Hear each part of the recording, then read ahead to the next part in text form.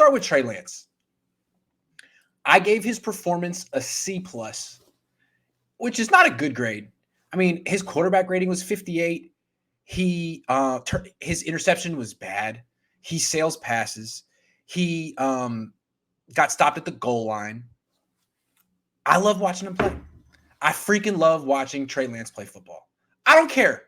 I grew up on Steve Young. I feel like I'm watching Steve Young again. Not the Steve that I watched, prime Steve.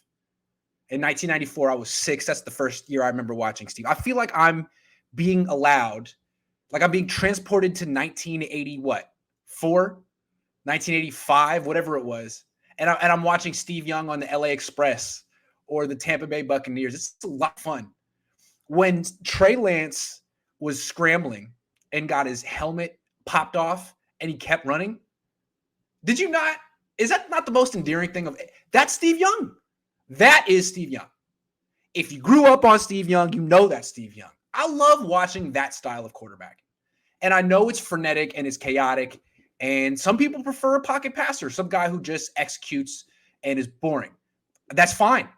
I like this. I could watch this every week. I want to watch this every week. I feel like I'm watching young Steve Young. It's a lot of fun. He competes. He's the offense. I mean, he didn't score. They only scored 10 points.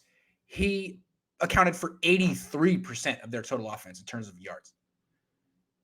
That's a big deal. That's the kind of stuff Colin Kaepernick used to do. And why is it a big deal that he produced 83% of the offense? That means that he wasn't getting a lot of help from the coach. I mean, when Kyle Shanahan is at his best and winning, Jimmy Garoppolo doesn't have to do much. There was that one game, that one NFC Championship game where Jimmy threw 8 passes and they won.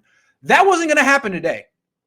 It was all going to be Lance. Every time he dropped back, he was under pressure. He avoided a lot of sacks. That's already a strength in his game, avoiding sacks. And then I knocked him for the 4th down play, the 4th and goal from the 1. I filmed it myself. I put it on YouTube. It's called Trey Lance misses an open Elijah Mitchell on 4th and 1. I've watched that play so many freaking times. And, he's not wide open.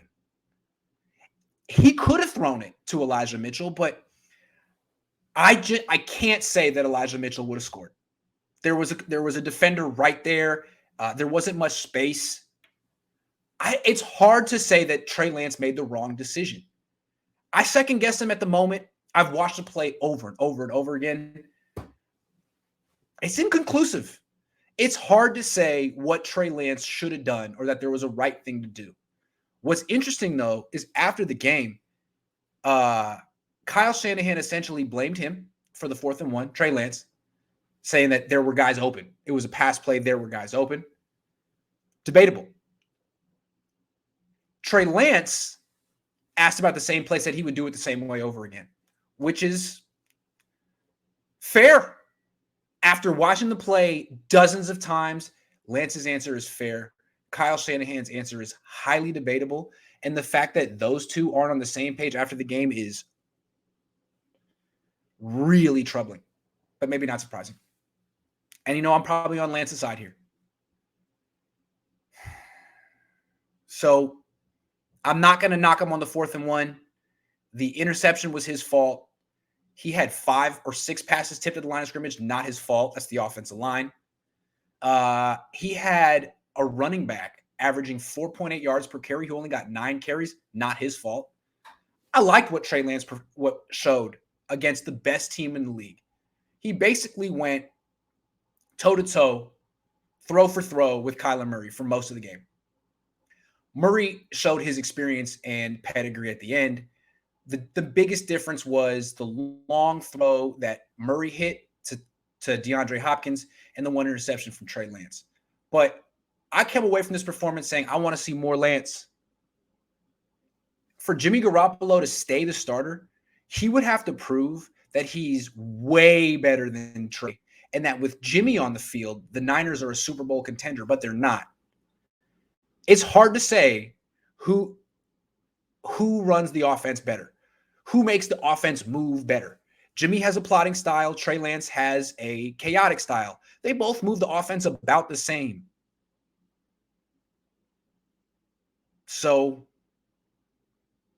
and they're 2-3. So what's the point of delaying Trey Lance's development anymore?